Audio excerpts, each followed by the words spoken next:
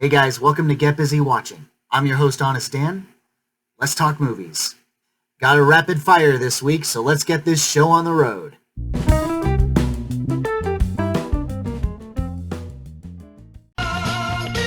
know, the best thing about your dad being such a screw-up is I get to spend time with my favorite niece. Uncle Jack! Ashley! No, God. Tell me this isn't happening.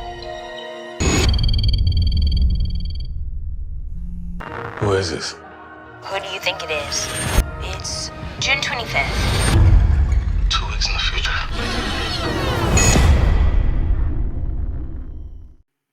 Basically, Frequency with a Happy Death Day cherry on top. Yeah, that's all this movie is. A murder mystery, two loved ones trying to talk to each other at different time periods, trying to save one or the other, trying not to fuck up along the way. I guess it's not a terrible film, but it's nowhere near good. Sure, you get spikes of good acting from both David Oyelowo and Storm Reed, but it's pretty inconsistent. They don't really have the best chemistry with each other, or with anyone throughout the film for that matter. In fact, they almost don't even look like they want to be on set. Beyond that, logic is thrown out the window in lieu of progressing the plot. Dumb decisions are made left and right, and by God, that third act, I swear, they were just making shit up as they were filming. Ultimately, it's forgettable, so it's not really worth being mad at, but that doesn't stop it from being a subpar film. My honest rating for Don't Let Go is a weak 3 out of 5. You've been holding out on us, Bennett. Could have gone pro, sir. What are you doing here with us? I found out I could ride for the Rangers. I knew that's what I wanted to do. You're gonna make it! We were able to save your leg, Sergeant. There's no way to know if it will heal properly. You're done riding. I'm gonna lose the farm, son. I think I'll race. Going wheel to wheel is not smart for someone in your Need condition. that money, Cyrus. One bad fall, and you could never walk again. I'd rather risk it than die a little bit every day. Have you ever seen an underdog movie before? Then you've seen this one. Just watch the trailer. You can probably guess what's going to happen and how it's going to end. So it's nothing special, it's nothing worth writing home for. I will, however, give it some credit. The acting has charm and likability. Michael Rourke adequately carries the film. Ali Afshar is likable comic relief, which for me is kind of rare. And despite character Sophie Bennett being something of a buzzkill in the first half of the movie, she does evolve into being a far more engaging character, and actress Allison Page has her own brand of humor that gets a solid laugh out of me once in a while. It's not going to win hearts and minds, it's not going to go down in history as one of the great underdog stories ever told. But if you don't mind these kinds of movies, and you're just looking to kill off an hour and a half, this actually isn't a bad way to go. Just please do me a favor and save it for a rental. No need to rush out to the theaters. My honest rating for Bennetts War is a 3 out of 5.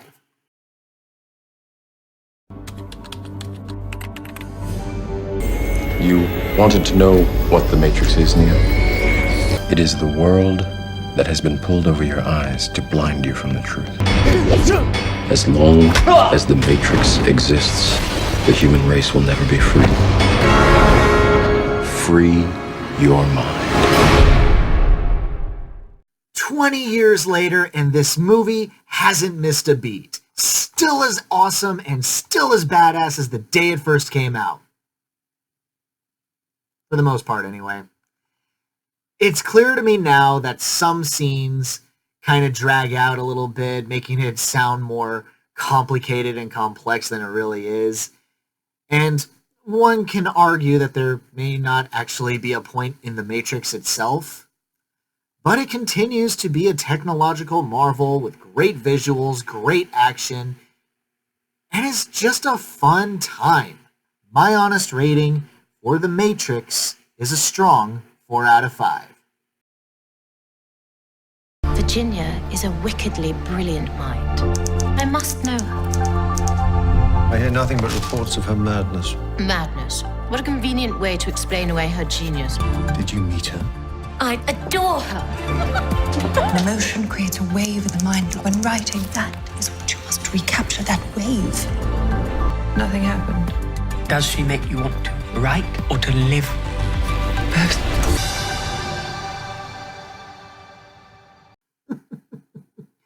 Leave it to a movie about two authors who talk as if they're both characters in a novel themselves. Okay, to be fair, that's more how Virginia Woolf is written rather than Vita Sackville West. But in all seriousness, despite some great, fantastic performances by both Gemma Arterton and Elizabeth Debicki, I find it weird that my favorite characters are actually support characters. Very specifically, Leonard, Virginia Woolf's husband, played by Peter Ferdinando. With that said, I do find it refreshing that we have a pair of gay characters that aren't out to subvert the hearts and minds of everyone of their time. Their relationship is self-contained, and they're even allowed to be more relatable by occasionally being selfish. It still hits some romantic movie cliches, though, in that Vita and Virginia's relationship starts off pretty quick with very little chemistry and justification overall, though that does change over the course of time. Still, I've seen better homosexual relationship movies, and I just think this one's gonna fade into obscurity over time. My honest rating for Vita and Virginia is a 3 out of 5. Your mom? She's dead. Why is a soap actress the co-owner of our building? Oh my god, yeah, she kind of looks like. Looks a lot like you.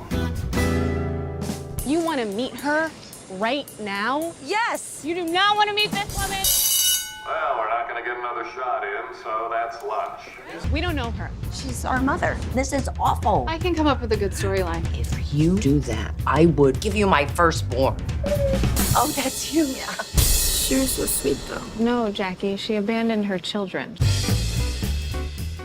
Man, talk about a good idea, but a subpar execution. Hannah Pearl Oot has great facial expressions, but her voice never seems to match what she's feeling. And while I'm inclined to believe that Hannah and Jen Tulik are friends in real life, considering that they both wrote and star in this thing, they surprisingly have very little chemistry with each other. And between the two actors, I feel like Jen is the one that's trying the hardest. She's actually funny and charming, despite the fact that she doesn't have a lot of funny and charming lines. Character motivations are a game of Pong, just bouncing from one extreme to another. The same can be said about character reactions to the events that play out in front of them. Subplots are introduced and go absolutely nowhere. And there's just no reason for Mike Coulter or Alec Baldwin to be in this movie. Their characters are so minuscule and offer very little for their respective actors to chew on, to the point where they could have been played by anybody. Overall, not a great film, not terrible, but it's worth a rental, and even then you're not missing out on much. My honest rating for Before You Know It is a weak 3 out of 5.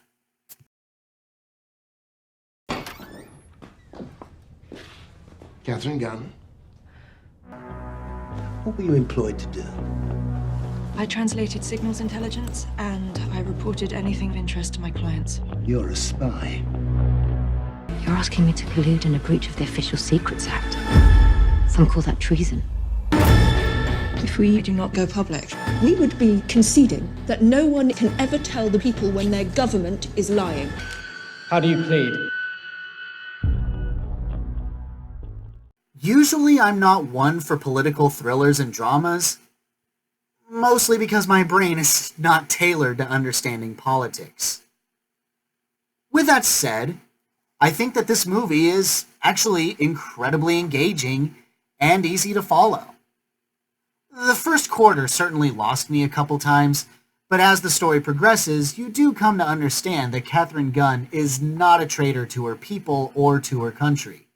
She just happened to come across some information that their government is trying to get their people involved in a war that they don't need to be involved in as a result of poor information from their intelligence. And the fallout of her actions are really relatable, have a relatable weight to them that anyone can get behind and understand. I won't pretend to know how much of this movie is true to the real events, especially since that Katharine Gunn is blonde, but Keira Knightley's brunette in the movie. I don't get that too much.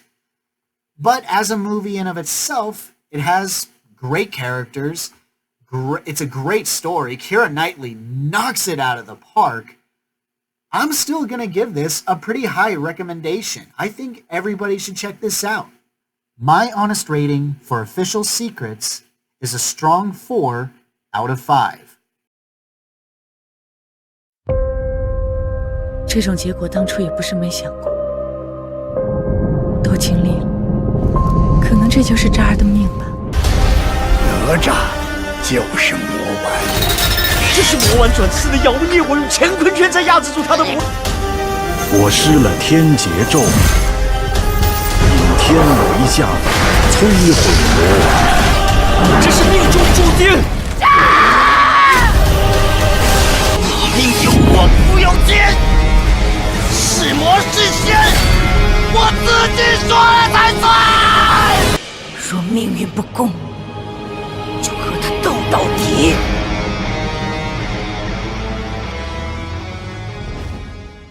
The animation is obviously not as good as something from Disney or Pixar. It can look cheap at times, and some characters do have an awkward design to them.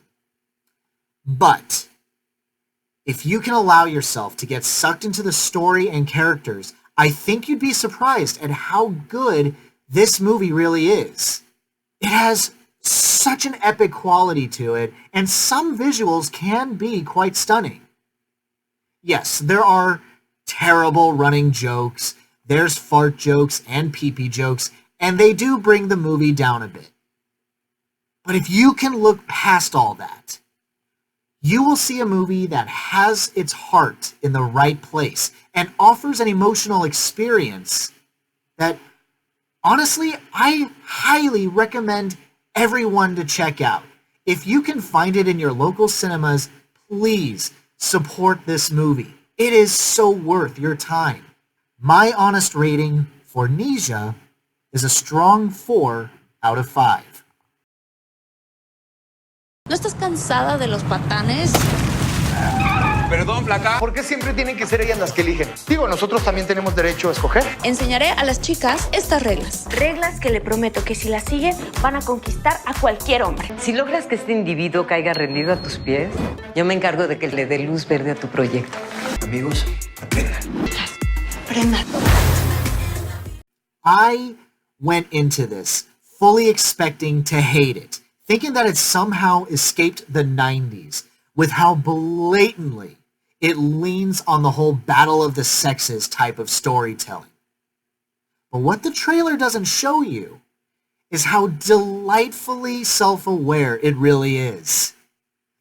While the two main protagonists think that they're all-knowing and that they're beyond clever for their respective genders on how to pick up men and women, it's actually the support characters that are occasionally skeptical of the advice that they're given. And some even go out of their way to say, hey, I got my man or I got my girl because I didn't follow your dumbass advice and stupid-ass methods. Make no mistake, this movie is not good. But for what I was expecting, it can be staggeringly amusing. I'm not sure if I recommend this to be seen in theaters, but I will recommend it as a rental. My honest rating for CAEN is a strong 3 out of 5. You've got more in that box than your father has made in his entire life. You want to risk it on a drug deal? We walk away with $3 million. Drive! Whoa! What is the last thing you remember? I don't know. What's your name? Mo, I think, is what he's been calling me. We took this from dirty cops trying to kill us. And before we unload it, my uncle might decide it's easier to kill us himself than clean up the mess.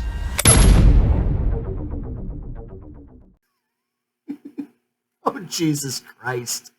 This has got to be one of the worst titled movies I've seen all year. And to make matters worse, the movie itself is equally dumb and boring. That amnesia subplot that takes up 3/4 of the movie? Completely useless. We know so much about the character before he loses his memory that there's zero suspension on what we will discover about him.